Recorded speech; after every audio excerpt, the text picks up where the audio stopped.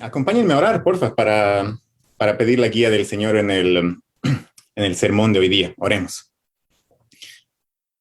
Señor, papá amado, muchas gracias te damos por este culto de hoy día, Señor. Gracias por el tiempo que nos has permitido para poder adorarte juntos como iglesia. Te queremos pedir que tú puedas guiar con tu Espíritu Santo el tiempo del sermón dominical de hoy. Te rogamos que tú puedas hablarnos, Señor, a través de tu palabra, que podamos entender con claridad lo que tú tienes en tus escrituras, Señor. Ayuda a que el sermón de hoy sea una palabra de ánimo, Señor, para tu iglesia, para la edificación del cuerpo de Cristo, Señor. Te pedimos todo esto en el nombre de tu Hijo Jesús. Amén. ¿Cómo es una iglesia saludable? ¿Cómo debe ser el liderazgo en una iglesia saludable? ¿Cómo debe ser el servicio en esta iglesia, en una iglesia saludable? Son preguntas que es bueno hacerlas para evaluar nuestra propia iglesia y también para estar dispuestos a hacer los cambios que sean necesarios para encontrarnos en un lugar saludable. Pensando justamente en estas preguntas y en estos temas, es que hoy vamos a hacer una breve pausa en el estudio de Primera de Juan que hemos estado teniendo. Y hoy entonces vamos a comenzar una pequeña miniserie de sermones que los ancianos vamos a enseñar los últimos domingos de cada mes, comenzando hoy, último domingo de este mes. Y hemos visto por conveniente con los ancianos tocar temas relacionados al ministerio en la iglesia. Vamos a enseñar acerca del ministerio de liderazgo de pastores y ancianos, acerca del ministerio diaconal, acerca del ministerio de cada miembro en la iglesia. Y hoy, comenzando con esta miniserie, vamos a estudiar Hechos, capítulo 6, los versos del 1 al 7, donde vamos a ver cómo es una iglesia saludable. ¿Cómo es una iglesia saludable? Entonces, acompáñenme a abrir sus Biblias en Hechos, capítulo 6, y vamos a leer los versos del 1 al 7. Y la palabra de Dios dice así. En aquellos días, como crecía el número de los discípulos, se suscitó una murmuración de parte de los helenistas contra los hebreos, de que sus viudas eran desatendidas en la distribución diaria. Así que los 12 convocaron a la multitud de los discípulos y dijeron: no conviene que nosotros descuidemos la palabra de Dios para servir a las mesas. Escoged, pues, hermanos, de entre vosotros a 7 hombres que sean de buen testimonio, llenos de fe, llenos del espíritu y de sabiduría, a quienes pondremos sobre esta tarea. Y nosotros continuaremos en la oración y en el ministerio de la palabra. Esta propuesta agradó a toda la multitud y eligieron a Esteban, hombre lleno de fe y del Espíritu Santo, a Felipe, a Prócoro, a Nicanor, a Timón, a Parmenas, a Nicolás, un prosélito de Antioquía. Presentaron a estos delante de los apóstoles y después de orar les impusieron las manos. Y la palabra de Dios crecía y el número de los discípulos se multiplicaba en gran manera en Jerusalén. Inclusive un gran número de sacerdotes obedecía la fe. Permítanme explicar un poco acerca del contexto de este pasaje de Hechos. El versículo 1 de este capítulo 6 que acabamos de leer comienza diciendo: en aquellos días. Entonces necesitamos entender qué estaba ocurriendo en aquellos días de los cuales nos habla este pasaje. ¿Qué estaba ocurriendo? El libro de Hechos es el segundo volumen de un registro histórico que hace Lucas. Lucas, el médico colaborador de Pablo. En su primer volumen, el Evangelio según Lucas, él registra los acontecimientos acerca de lo que Jesús comenzó a hacer y enseñar hasta su ascensión. Y en Hechos, que es el segundo volumen de este registro histórico de Lucas, él habla acerca de lo que Jesús continuó haciendo a través de su iglesia, empoderada con su espíritu. Y entonces, en los primeros 6 capítulos de este libro de Hechos, vamos a encontrar el relato del comienzo y el establecimiento de la iglesia en Jerusalén. Entonces, cuando el verso 1 del capítulo 6 dice, en aquellos días, se refiere a aquel tiempo en el que por el poder del Espíritu Santo, los apóstoles hacían prodigios y señales y predicaban la palabra en Jerusalén. Aquel tiempo en el que la iglesia crecía en número y muchas personas en Jerusalén creían en el Evangelio de Jesucristo. Aquel tiempo en el que la predicación de los apóstoles comenzó también a enfrentar oposición de parte de los líderes religiosos judíos. En aquel tiempo también los creyentes vivían expresando su comunión en Cristo al tener una vida en común, adorando a Dios juntos, orando juntos, comiendo juntos, proveyendo para las necesidades los unos de los otros y perseverando en las enseñanzas de los apóstoles. En resumen, aquellos días eran un tiempo de florecimiento y de mucho crecimiento en la iglesia en Jerusalén. Y es en este contexto que Hechos capítulo 6, versos 1 al 7, que estamos viendo, va a mostrarnos a una iglesia saludable. Una iglesia saludable con un liderazgo enfocado y una iglesia saludable con un servicio efectivo. Y si bien el libro de Hechos no es un manual en cuanto a la administración de la iglesia, ni tampoco es un tratado que exponga doctrina de manera sistemática. Es un registro histórico, pero en este registro histórico vamos a encontrar principios bíblicos para la iglesia de Cristo en toda época y principios bíblicos para nuestra iglesia local, la comunidad, hoy. Entonces, veamos en primer lugar que una iglesia saludable cuenta primero con un liderazgo enfocado. El versículo 1 habla acerca de un problema que estaba suscitándose en la iglesia de Jerusalén, y era el problema de división y susceptibilidad entre dos grupos. Este pasaje que hemos leído nos habla, por un lado, de los hebreos, es decir, los judíos que eran nativos de Palestina, cuya lengua materna era el hebreo. Y por otro lado, nos habla de los judíos helenistas, es decir, los judíos de habla griega, que habían venido de las provincias. En este tiempo de establecimiento y crecimiento de la iglesia, hubo varios judíos helenistas que se añadieron al número de los discípulos. Cuando en el día de Pentecostés descendió el Espíritu Santo, Hechos capítulo 2, verso 5, dice, en Jerusalén habitaban judíos, hombres piadosos de todas las naciones debajo del cielo. En esa ocasión, Pedro predicó su primer sermón y de este grupo de judíos de diversas naciones se convirtieron a Cristo 3,000 personas. Y es este grupo de judíos helenistas de diversas naciones el que comienza a sentirse mal en el capítulo 6 porque decían que sus viudas estaban siendo desatendidas en la distribución diaria. Estos problemas de división tienen un potencial destructivo grande. Las congregaciones sufren mucho cuando se quiebra la unidad y cuando las personas se dividen en grupos y comienzan a formar bandos. Cuando unos comienzan a murmurar contra otros, es un problema que nuestras congregaciones el día de hoy también enfrentan. ¿Cómo enfrentaron esta división que estaba surgiendo? ¿Cómo solucionaron este problema los apóstoles? Primero, quiero que veamos cómo no solucionaron este problema los apóstoles. ¿Cómo no solucionaron este problema? ¿Ya? Imaginémonos algo ficticio. Imaginémonos algo ficticio que jamás ocurrió. Imaginémonos que los apóstoles se reúnen para planificar cómo tratar con este problema de división, cómo atender a las viudas de los judíos helenistas que estaban siendo descuidadas.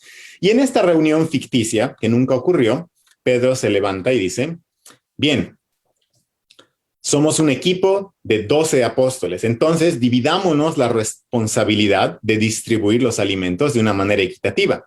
Tal vez yo, Pedro, voy a encargarme de dirigir la distribución, es decir, de decirle a cada quien qué tiene que hacer. Ustedes, Jacobo y Juan, van a manejar el inventario de todas las ofrendas de alimentos que llegan. Andrés y Felipe, ustedes van a llevar a cabo la repartición de los alimentos. Tomás y Bartolomé, ustedes van a visitar cada semana a cada una de las viudas helenistas para ver que estén recibiendo sus alimentos. Mateo y Jacobo, ustedes van a visitar cada semana a cada una de las viudas hebreas. Y Simón, Judas y Matías, ustedes se van a encargar de la limpieza después de la distribución diaria de alimentos. Bueno, esto nunca ocurrió. Hechos no nos relata esto. Pero ¿qué hubiera pasado si las cosas se hubieran dado de esa manera? ¿Qué hubiera pasado si los apóstoles hubieran tenido esta conversación y se hubieran delegado ellos la distribución de alimentos y la coordinación logística y administrativa de todo esto? Tal vez el problema de distribución se hubiera solucionado. Los apóstoles hubieran adquirido cada vez más responsabilidades administrativas. Seguro su agenda se hubiera llenado de visitas, distribución de alimentos, servir las mesas a diario, limpieza y coordinación de los detalles administrativos de la iglesia de Jerusalén. ¿Cuál hubiera sido el problema con todo esto? El principal problema hubiera sido la atención dividida en el liderazgo de la iglesia. Hasta ese momento, los apóstoles habían estado dedicados a dar dirección a la iglesia, al perseverar en la oración y al dedicarse a la predicación de la palabra. Como un ejemplo de esto, vemos en Hechos los relatos de los sermones de Pedro. La predicación pública de la palabra era una parte fundamental de su ministerio. Hechos nos dice también que la iglesia perseveraba en las enseñanzas de los apóstoles. Como líderes de la iglesia, los apóstoles estaban constantemente enseñando la palabra de Cristo. Entonces, dividir su atención con otras tareas hubiera resultado en que ellos tengan menos tiempo para orar, menos tiempo para enseñar, menos tiempo para predicar públicamente, menos enfoque para dar dirección a la iglesia de Cristo. Y las consecuencias de esto se hubieran visto no inmediatamente, sino que mucho más adelante, porque una congregación que no se alimenta de la palabra de Dios y una congregación que no tiene dirección es una congregación débil que va a ser llevada de un lado para otro por cualquier enseñanza que venga y seguramente pronto se apartará del evangelio de Jesús. Una iglesia así, a la larga, está destinada a desaparecer. Y si no desaparece, tal vez hasta puede convertirse en una secta falsa y seguir creciendo, pero como un lugar dañino, un lugar donde se predica falsa doctrina y un lugar donde ocurren divisiones. Entonces, ¿cuál es la mejor solución? Obviamente la solución no es, en este relato, no era descuidar a las viudas para que los apóstoles se dediquen a orar, a estudiar y predicar la palabra. Así la división hubiera crecido. La solución que, guiados por el Espíritu Santo, los apóstoles dieron a este problema fue delegar las tareas administrativas a creyentes maduros y capaces de realizar estas tareas, para que los apóstoles, como líderes de la iglesia, continúen en la oración y en el ministerio de la palabra. Y esto lo vemos en los versos 2 y 3. Dicen, así que los 12 convocaron a la multitud de los discípulos y dijeron, no conviene que nosotros descuidemos la palabra de Dios para servir las mesas. Escoged, pues, hermanos, de entre vosotros a 7 hombres que sean de buen testimonio, llenos del Espíritu y de sabiduría, a quienes pondremos sobre esta tarea. Los apóstoles, por lo que vemos en este relato, no estaban minimizando la preocupación de los judíos helenistas. Ellos no estaban minimizando el problema de división que estaba comenzando a aparecer en la iglesia. Ellos vieron el problema, entendieron la preocupación de las personas y actuaron como líderes de la iglesia dando dirección para detener la división que esta susceptibilidad estaba creando. Y en todo esto, ellos mantuvieron su enfoque claro como líderes de la iglesia de Cristo. Ellos no podían descuidar la oración y el ministerio de la palabra. Y el principio que encontramos aquí, que se aplica a toda iglesia local de toda época, es que el liderazgo de la iglesia debe tener como prioridad la oración y el ministerio de la palabra y así poder dar dirección a la iglesia. Y que el liderazgo de la iglesia debe estar pendiente de las personas, como los apóstoles estaban pendientes de las viudas. Para esto, el dirigir la distribución de alimentos, las finanzas y cualquier otro detalle administrativo debe ser delegado a creyentes maduros, creyentes maduros que tengan los dones para llevar a cabo estos ministerios. Cuando los pastores descuidan la oración y el ministerio de la palabra para dedicarse a detalles administrativos, estos dividen su enfoque y como consecuencia las iglesias quedan desnutridas y quedan sin dirección. Por eso Pablo, el apóstol Pablo, cuando escribe a Timoteo, le dice en primera de Timoteo, capítulo 4, versos 15 al 16, dedícate a estas cosas, ocúpate de ellas. Pablo está hablando acerca de la lectura, la exhortación y la enseñanza. Y le dice, para que tu progreso sea manifiesto a todos, ten cuidado de ti mismo y de la doctrina. Persiste en ello, pues haciendo esto te salvarás a ti mismo y a los que te escuchan. Es por el bien de la iglesia que el liderazgo se dedique a la oración y el ministerio de la palabra. Una iglesia saludable tiene un liderazgo enfocado. Y por si acaso, no estoy diciendo que los pastores deben ser unos profesores ermitaños que están metidos en una oficina estudiando todo el día y que jamás tienen contacto con la gente. No estoy diciendo eso. El ministerio pastoral trata de personas. La Biblia dice que los pastores deben velar por las personas, deben cuidarlas voluntariamente, con un sincero deseo hasta que Jesús, el príncipe de los pastores, vuelva. El ministerio pastoral trata de vidas, no de dictar cátedras. Los pastores oran por las personas y comunican la palabra de Dios a personas, comunican el evangelio de Jesús a personas. Pero el pastor no puede ser el que visite a todas y cada una de las familias de la iglesia. El pastor no puede ser el que distribuya alimentos a todas y cada una de las familias en necesidad de la iglesia. El pastor no puede ser el principal encargado de cada detalle práctico y administrativo de la iglesia. El pastor más bien debe capacitar, mentorear y discipular a creyentes para que puedan ellos hacer la obra de ministerio en la iglesia. Efesios capítulo 4, verso 12 describe la tarea del pastor de esta manera: capacitar a los santos para la obra de ministerio, para la edificación del cuerpo de Cristo. Hermanos y hermanas, el ministerio en el cuerpo de Cristo es responsabilidad de todos los creyentes. Y los pastores son quienes en oración y ministrando la palabra de Cristo, dan dirección a la iglesia, capacitando así a las personas para que éstas realicen la obra de ministerio. A veces tenemos una idea del pastor como aquel que tiene que hacer todo en la iglesia, el que tiene que estar metido en todas y cada una de las reuniones. Y la verdad es que a veces los mismos pastores comunicamos esa idea errónea. Y hablo personalmente porque a veces somos nosotros los que queremos manejar todo y a veces hasta nos cuesta delegar las cosas. Hermanos y hermanas, oren por nosotros. Oren por los pastores, por el equipo pastoral que tenemos acá en la iglesia. Necesitamos realmente de sus oraciones para poder estar siempre enfocados y que el Señor nos ayude a perseverar cada vez más en la oración y en el ministerio de la palabra. Y oremos también, hermanos y hermanas, agradeciendo a Dios por todas aquellas por todas aquellas personas en la iglesia que están sirviendo en lugares claves de ministerio, sirviendo en lugares que ayudan a que los pastores puedan enfocarse. Una de estas personas en la iglesia fue nuestro querido David Peña, nuestro querido David, que ahora está en la presencia del Señor. Él servía de todo corazón al Señor en nuestra iglesia, al manejar los detalles de las finanzas de la iglesia. Y él nos ayudaba así a los pastores a que podamos mantener el enfoque en el ministerio pastoral. Ahora nuestro querido David está en la presencia del Señor y damos gracias al Señor por el tiempo que Dios nos ha permitido disfrutar de la bendición del servicio de él.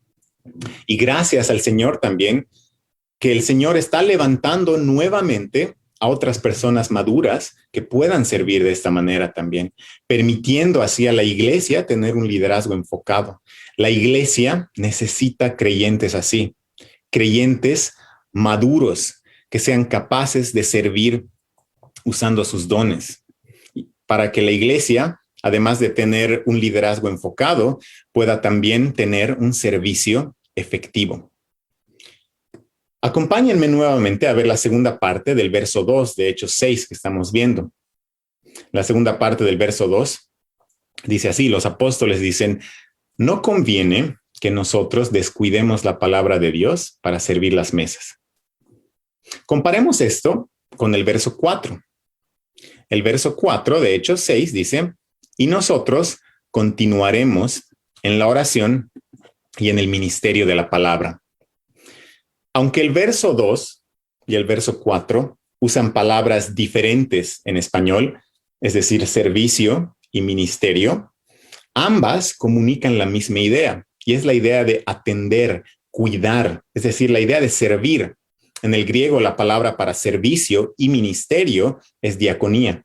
Los apóstoles servían a la iglesia al enseñar la palabra, y los varones escogidos en Hechos 6 iban a servir también, pero de otra manera. Iban a servir ayudando en la distribución de alimentos.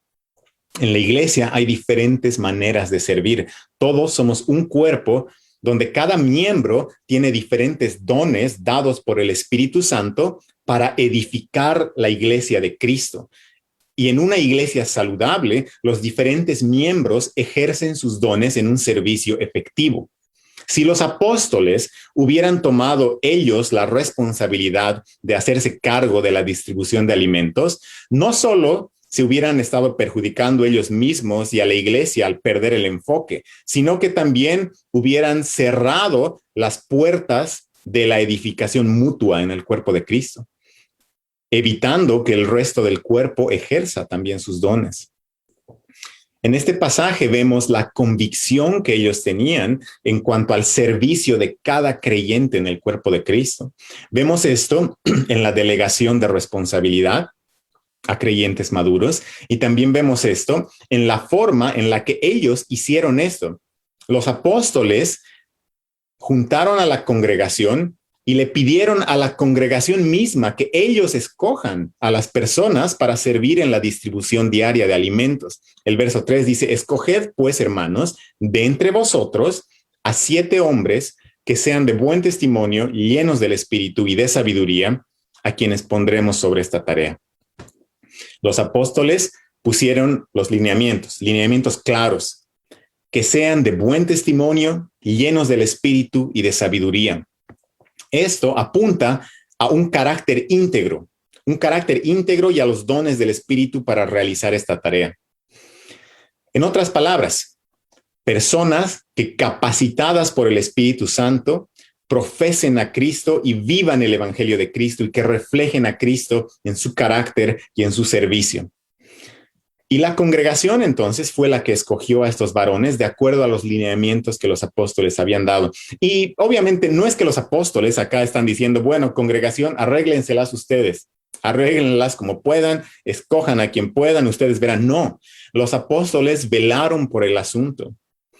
Ellos pusieron los lineamientos, luego oraron por los varones que la congregación escogió y finalmente impusieron las manos sobre ellos, bendiciendo esta designación y poniendo a estos varones en servicio de la iglesia. El verso 6 dice, presentaron a estos delante de los apóstoles y después de orar, les impusieron las manos. Estos 7 varones que cumplían este requisito que dieron los apóstoles, estos lineamientos de los apóstoles, marcan el comienzo del ministerio de diáconos en la iglesia. Aunque este pasaje no los llama diáconos, pero muchos están de acuerdo con que este pasaje relata la elección de los primeros diáconos en la iglesia primitiva. Más adelante, en el Nuevo Testamento, vemos este ministerio detallado un poco más en cuanto a sus requisitos. Cuando Pablo, en primera de Timoteo 3, 8 al 13, le da a Timoteo las bases para escoger diáconos y para escoger diaconisas en la iglesia.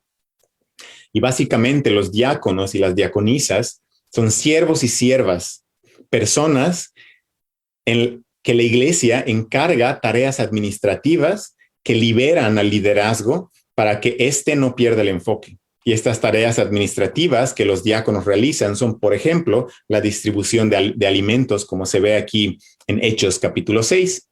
En nuestra iglesia, la comunidad, por ejemplo, si bien no tenemos un ministerio bien estructurado de diáconos y diaconisas, Hay muchas personas en nuestra iglesia que han estado haciendo el trabajo diaconal.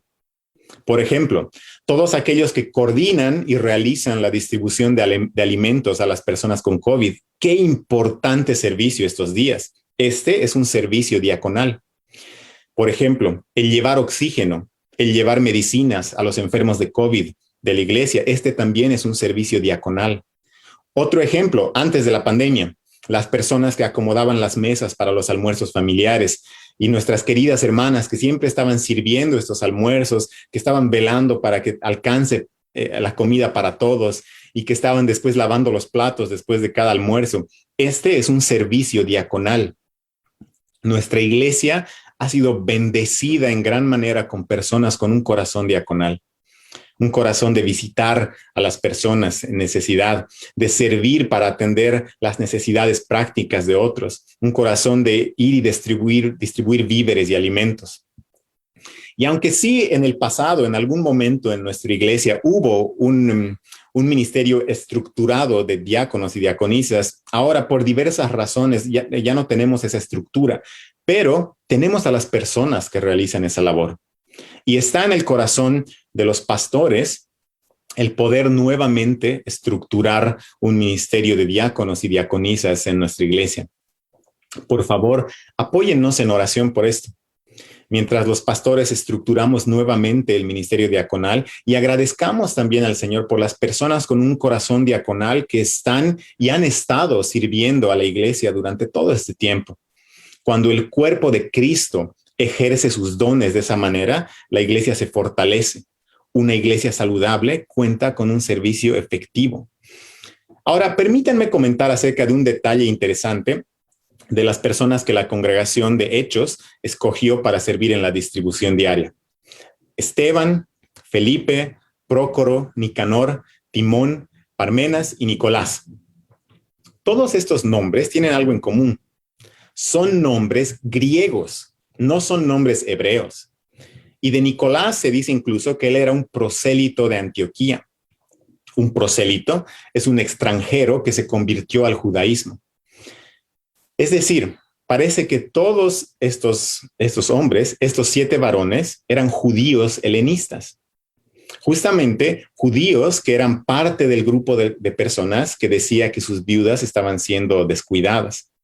La elección de estos 7 judíos helenistas para el servicio diaconal era un paso importante para fortalecer la unidad de la iglesia y poner un alto a la división.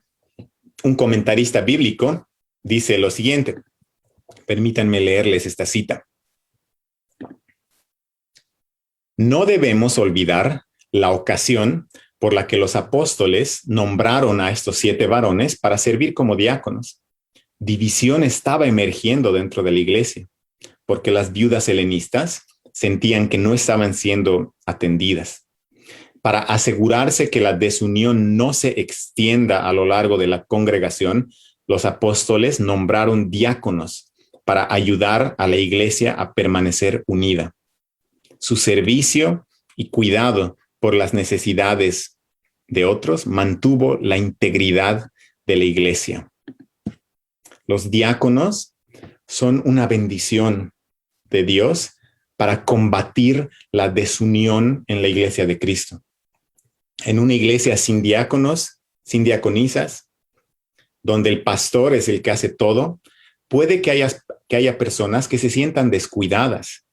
Y esto puede mellar la unión dentro de la iglesia. Por ejemplo, si en la iglesia hay 10 familias en necesidad y hay una familia que está siendo atendida por el pastor y las otras 9 no, se sentirán desatendidas. Se sembrará una semilla de desunión en la iglesia.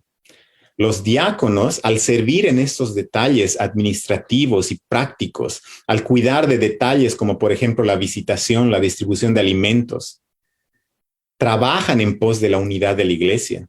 Eso fue lo que ocurrió en Hechos y es verdad también hoy. Todas aquellas personas de nuestra iglesia que han estado sirviendo en la distribución de víveres, de almuerzos, de oxígeno, de medicina durante la pandemia, son un regalo de Dios para la iglesia, la comunidad. Hermanos y hermanas, todos ustedes son un regalo de Dios que fortalece la unidad de la iglesia. Los diáconos y diaconisas son una bendición para la iglesia. Y esto puede verse en el versículo 7 de Hechos 6. Después del nombramiento de los diáconos, Lucas hace un resumen y dice así: y la palabra de Dios crecía y el número de los discípulos se multiplicaba en gran manera en Jerusalén. Inclusive un gran número de sacerdotes obedecía la fe. Esto no hubiera sido así si los apóstoles no hubieran decidido enfocarse en la oración y la palabra, y si los diáconos no hubieran sido nombrados para que la iglesia pueda tener un servicio efectivo. La iglesia de Jerusalén en Hechos 6 nos muestra una iglesia saludable, que crece, una iglesia saludable que se fortalece, que combate la división porque tiene un liderazgo enfocado que se dedica a la oración y a la predicación de la palabra, y un servicio efectivo con creyentes maduros, con un carácter íntegro, que están sirviendo a otros y que están viviendo el evangelio de Jesucristo en su servicio a la congregación.